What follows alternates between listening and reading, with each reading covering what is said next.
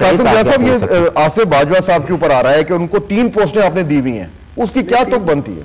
साहब 3 पोस्टें नहीं है, वो सेक्रेटरी पीएचओ सिलेक्टेड है और बोर्ड ने फैसला किया था कि इनको मैनेजर टीम का बना दिया जाए। लेकिन पहले भी माजी में होता रहा है, ये आतिफ साहब थे, वो मैनेजर भी थे और सेक्रेटरी भी थे, लेकिन वो डिलीवर भी कर रहे थे, रिजल्ट्स भी दे रहे थे जी। रिजल्ट्स आते भी थे, कभी नहीं भी आते थे। जब हमारी टीम वर्ल्ड चैंपियन थी तब भी 11वें हुए थे। ये मैं नहीं कह रहा, लेकिन मैं ये कह रहा हूँ कि इसीलिए आपने देखा कि किसी का लिहाज ना करते हुए टोटल मैनेजमेंट को आज खत्म किया।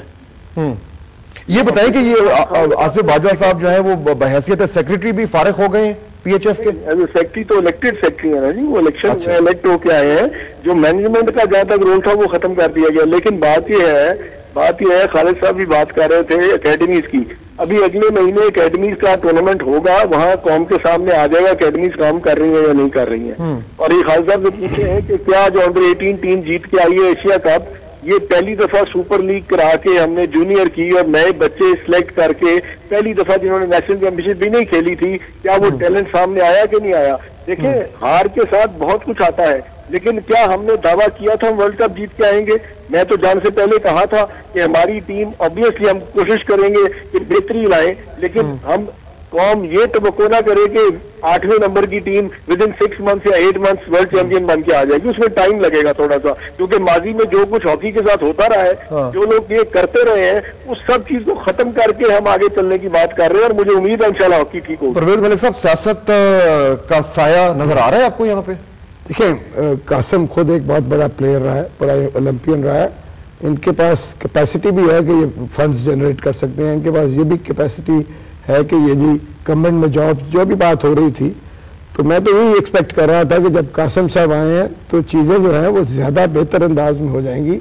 अगर इनको डिफ़िकल्टीज़ भी हैं तो वो हाईलाइट होंगी, कौम को बताया जाएगा कि इनकी ये मुश्किलात हैं, इनकी ऐसी बातें हैं। और अब जब पता लग रहा है कि जी प्लेयर्स की आपस में प्लेयर्स की और सेक्रेटरी की बहुत बड़ी एक रिफ्ट थी, तो वो तो फिर ये नजर आता है कि ग्रुप बंदी, खालिद साहब जैसे कह रहे थे कि ग्रुप बंदी मौजूद है।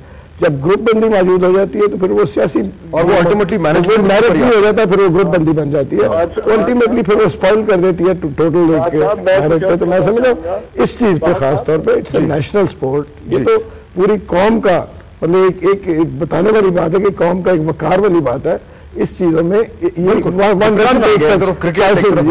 चांसेस नहीं रह सकते। कासिम साहब ब्रीफली बताइएगा, मैंने ब्रेक लेनी है 30 सेकंड में, फिर वापस आता हूँ आपकी तरफ। आफाद साहब, मैं सिर्फ ये कहना चाहूंगा कि जो बात प्रेस साहब ने की है, अगर ग्रुप बंदी होती तो प्लेयर्स आपस में लड़ते, ना ग्रुप बंदी है कोई टीम में जी, और ना मैं ये मानने को तैयार हूं कि प्लेयर्स की आपस में बनती नहीं है। प्लेयर्स और ये टीम अच्छा परफॉर्म नहीं कर सके, जिसकी उन्होंने आज मैंने जो टीवी पे देखा एक जिम्मेदारी कबूल की। लेकिन मैं ये कहूंगा कि ये जज्बाती फैसला है, प्लेयर एक दिन में नहीं बनते, टाइम चाहिए होता है। इनमें बहुत खिलाड़ी अभी यंग है, जिनको पाकिस्तान को जिनकी जरूरत है, ये वापस आएंगे, हम इनसे रिव्यू करने के लिए कहेंगे इंशाल्लाह अपने फैसले। ठीक है, और ये मेरे सामने लिस्ट है प्लेयर्स की, इसमें जिस तरह आप कह रहे हैं कि यंग लोग हैं, 17 साल भी उनकी उम्र है, 19 साल भी है, और सब इन्होंने पहली दफा खेल रहे हैं। हाँ, और इन्होंने कह दिया कि हम आज हॉकी छोड़ रहे हैं, इतना बड़ा फैसला कर लिया। बहरहाल इस डिस्कशन को जारी रखेंगे। ब्रेक का वक्त हो रहा है, वापस आएंगे तो हमारे मेहमान हमारे साथ मौजूद होंगे और उनसे फिर ये जानेंगे कि अब करें क्या, व्हाट्स द वे आउट। इस ब्रेक के बाद साथ रहेगा।